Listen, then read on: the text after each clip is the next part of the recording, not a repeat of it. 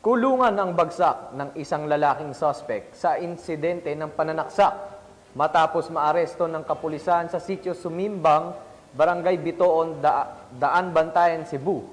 Patrolwoman Flora May Azares sa report. Himas rehas ang lalaking sospek sa pananaksak sa kaalitan nito matapos maaresto ng kapulisan ng Daan Bantayan sa sitio Sumimbang, Barangay Bitoon, Daan Bantayan, Cebu noong ika-8 ng Disyembre taong kasalukuyan. Kinilala ni Police Major Mark Anthony A. Villanueva, officer in charge ng Daan Bantayan Police Station, Cebu Police Provincial Office, ang sospek na si Dindo, 28 anyos, na residente ng naturang lugar.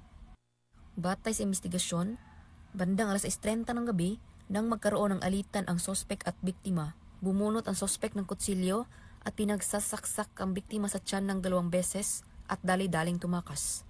Kagad nagsagawa ng operasyon ang kapulisan na nagresulta sa agarang pagka-aresto ng sospek at mahaharap ito sa kasong attempted murder.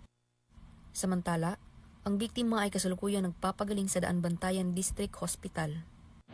Ang sospek sa naturang krimen ay agad na nahuli sa tulong ng mga tao sa naturang barangay sa pag-report at pagbibigay impormasyon, lalo na ang mga force multiplier at barangay tanod na sumama sa ating kapulisan para agad matakip ang sospek. Ang sospek ngayon ay naharap sa kasong attempted murder at sa kasalukuyang kustudiya ng Daan Bantayan Municipal Police Station. Kami po ay nagpapasalamat sa mga taong nagbibigay suporta at tumutulong para maging mapayapa ang ating komunidad. Ang kapulisan ng Daan Bantayan ay patuloy sa pagpapatupad ng kanilang sinumpaang tungkulin kontra kriminalidad upang magkaroon ng maunlad na bansa. Dahil dito sa bagong Pilipinas, ang gusto ng pulis, ligtas ka.